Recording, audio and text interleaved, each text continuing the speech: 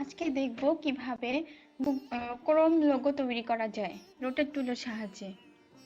এই জন্য প্রথমেই স্ট্রোক মোডটা অন করে রাখবো এবং ফিল কালারটা অফ করে রাখবো। স্ট্রোকের কালারটা ব্ল্যাক নিলাম।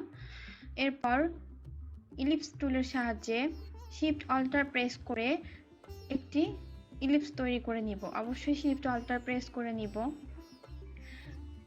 একটি বৃত্ত এঁকে নিব।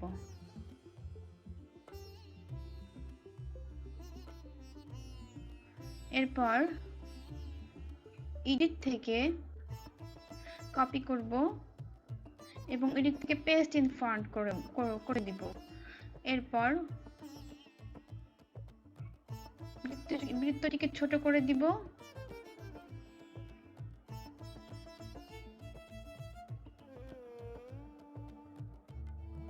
এরপর আবার এডিট থেকে কপি করব, আবার এডিট থেকে পেস্ট ইন ফন্ট করে দিব।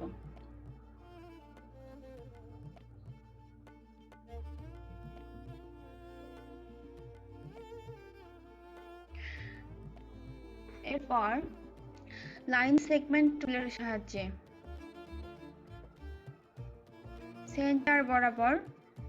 সেন্টার বরাবর নিয়ে শিফট চেপে ধরে লাইন আঁকতে হবে। এরপর রোটেট টুলের সাহায্য নিতে হবে এবং সেন্টারে অল্টার প্রেস করে চাপ দিয়ে ধরে এরপর 120 ডিগ্রিতে কপি করে নিব। এরপর কন্ট্রোল ডি চেপে আরেকটা কপি করব। এরপর সবগুলোকে সিলেক্ট করব, করে উইন্ডো থেকে পাথ ফাইন্ডারে যাব, যে ডিভাইড করে দিব। এরপর সবগুলোকে আনগ্রুপ করে দিব। এরপর আইড্রপার টুলের সাহায্যে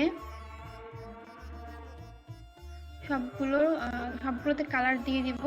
একটা ক্রোম লোগো আমি আগেই ডাউনলোড করে রেখেছিলাম, সেখান থেকে কালারগুলো পিক করে নিলাম। আমার ভিডিওটি ভালো লাগলে লাইক করে দিবেন এবং চ্যানেলটি সাবস্ক্রাইব করবেন।